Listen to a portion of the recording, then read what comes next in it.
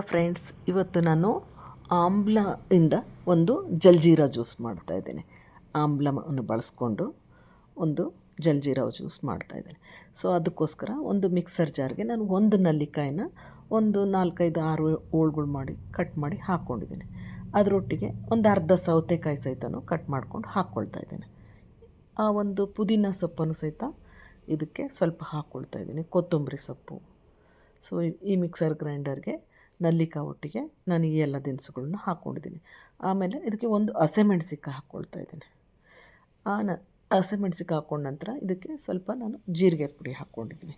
ಒಂದು ಅರ್ಧ ಟೀ ಸ್ಪೂನಷ್ಟು ಜೀರಿಗೆ ಪುಡಿ ಹಾಕ್ಕೊಂಡಿದ್ದೀನಿ. ಅದು ಮಾಡಿರ್ತಕ್ಕಂಥ ಒಂದು ಇದು. ನಂತರ ಸ್ವಲ್ಪ ಸಾಲ್ಟು, ಆನಂತರ ಒಂದು ಸ್ವಲ್ಪ ಕಪ್ಪು ಉಪ್ಪು, ಬ್ಲ್ಯಾಕ್ ಸಾಲ್ಟು, ಅದನ್ನು ಒಂದು ಸ್ವಲ್ಪ ಹಾಕ್ಕೊಳ್ಬೇಕು. ರುಚಿ ನೋಡಿಬಿಟ್ಟು ಎಷ್ಟು ಕ್ವಾಂಟಿಟಿ ಬೇಕೋ ಆ ಥರ. ಆಮೇಲೆ 1 ಟೇಬಲ್ ಸ್ಪೂನಷ್ಟು ಬೆಲ್ಲದ ಪುಡಿ ಹಾಕ್ಕೊಳ್ತೇನೆ. ಸೊ ಆಮ್ಲ ಅಷ್ಟು ಹುಳಿ ಇದಾಗೋದಿಲ್ಲ. ಸೊ ಅದರಿಂದ ನಾನು ಇದಕ್ಕೆ ಪುನಃ ಒಂದು ನಿಂಬೆಹಣ್ಣಿನ ಜ್ಯೂಸನ್ನು ಹಿಂಡ್ಕೊಂಡ್ಬಿಟ್ಟು ಇದಕ್ಕೆ ಹಾಕ್ಕೊಳ್ತಾ ಇದ್ದೇನೆ. ಸೊ ಈ ಜ್ಯೂಸು ಅಂತಂದ್ರೇ ಹುಳಿ ಇರಬೇಕು, ಅದಕ್ಕೆ ಸರಿಯಾಗಿ ಉಪ್ಪಿರಬೇಕು. ಸೊ ಈಗ ಅದನ್ನೆಲ್ಲವನ್ನು ಮಿಕ್ಸಿ ಮಾಡ್ಕೊಂಡು ತೊಗೊಂಡಿದ್ದೇನೆ. ಸೊ ತಿಕ್ಕಾಗಿ ಹಾಕಿದೆ, ಸ್ವಲ್ಪ ನೀರು ಹಾಕಿರಲಿಲ್ಲ ಜಾಸ್ತಿ. ಸೊ ಅದರಿಂದ ಈಗ ಇದಕ್ಕೊಂದು ಅರ್ಧ ಕಪ್ ನೀರು ಹಾಕಿ ಎಲ್ಲ ಮಿಕ್ಸ್ ಮಾಡಿಕೊಂಡು ಒಂದು ಸ್ಟ್ರೈನರ್ಲಿ ಸೋಸ್ಕೋಬೇಕು. ಈ ಥರ ಸೋಸ್ಕೋಬೇಕು. ಜಾಸ್ತಿ ಏನೂ ಅದರಲ್ಲಿ ಚರಟ ಬರೋಲ್ಲ, ಸ್ವಲ್ಪ ಬರುತ್ತೆ ನೆಲ್ಲಿಕಾಯ್ದು. ಸೊ ಪುನಃ ಬೇಕಂದರೆ ಇನ್ನೊಂದು ಅರ್ಧ ಕಪ್ಪು, ನಿಮಗೆ ಕ್ವಾಂಟಿಟಿ ಎಷ್ಟು ಜ್ಯೂಸ್ ಬೇಕು ಅನ್ನೋದ್ರ ಮೇಲೆ ನಾವು ನೀರು ಹೆಚ್ಚು ಅಥವಾ ಕಡಿಮೆ ಹಾಕ್ಕೊಳ್ಬೋದು. ಸೊ ಈ ಥರವಾಗಿ ಸೋಸ್ಕೊಂಡಾಗ ನಮಗೆ ಇಷ್ಟು ಸ್ವಲ್ಪ, ಅದು ಇನ್ನೂ ಸ್ವಲ್ಪ ನೀರು ಹಾಕಿದ್ದೀನಿ, ಇನ್ನೊಂದು ಸ್ವಲ್ಪ ಸೋಸ್ಕೊಳ್ತೇನೆ. ಸೊ ಸೋಸ್ಕೊಂಡಾಗ ಅದು ಕ್ಲೀನಾಗಿ ಸ್ವಲ್ಪ ಮಿಕ್ಕಿದೆ ನೋಡಿ.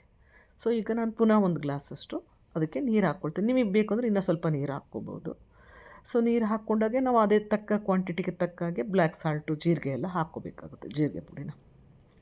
ಸೊ ನಾನೀಗ ಪುನಃ ಇನ್ನೊಂದು ಅರ್ಧ ಟೀ ಸ್ಪೂನಷ್ಟು ಜೀರಿಗೆ ಪುಡಿ ಹಾಕ್ಕೊಂಡು ಆನಂತರ ಚಾಟ್ ಮಸಾಲ ಹಾಕ್ಕೊಳ್ತಾ ಇದ್ದೀನಿ, 1-2 ಟೀ ಸ್ಪೂನಷ್ಟು ಚಿಕ್ಕ ಸ್ಪೂನಲ್ಲಿ. ಸೊ ಚಾಟ್ ಮಸಾಲ ಹಾಕ್ಕೊಂಡ್ಮೇಲೆ ನಿಂಬೆಹಣ್ಣು ಹಾಕಿದ್ರೂ ಸಹಿತ ಪುನಃ ಇದಕ್ಕೆ ಒಂದು ನಿಂಬೆಹಣ್ಣಿನ ಗಾತ್ರದಷ್ಟು ಹುಣಸೆಹಣ್ಣು ನೆನೆಸ್ಕೊಂಡು ಆ ಜ್ಯೂಸನ್ನು ಸಹಿತ ಹಾಕ್ಕೋಬೇಕು. ಹೀಗೆ ಒಂದು ಆಮ್ಲ ವಿತ್ ಜಲ್ಜೀರಾ ಜ್ಯೂಸ್ ರೆಡಿ ಆಗಿದೆ. ಸೊ ನೀವು ಮನೇಲಿ ಒಮ್ಮೆ ಈ ಥರನಾಗಿ ಆಮ್ಲದಿಂದ ಜಲ್ಜೀರಾ ಜ್ಯೂಸನ್ನು ಮಾಡಿ ಟೇಸ್ಟ್ ಮಾಡಿ ನೋಡಿ, ಲೈಕ್ ಮಾಡಿ, ಶೇರ್ ಮಾಡಿ, ಕಮೆಂಟ್ ಮಾಡಿ. ಬಾಯ್ ಬಾಯ್, ಥ್ಯಾಂಕ್ ಯು.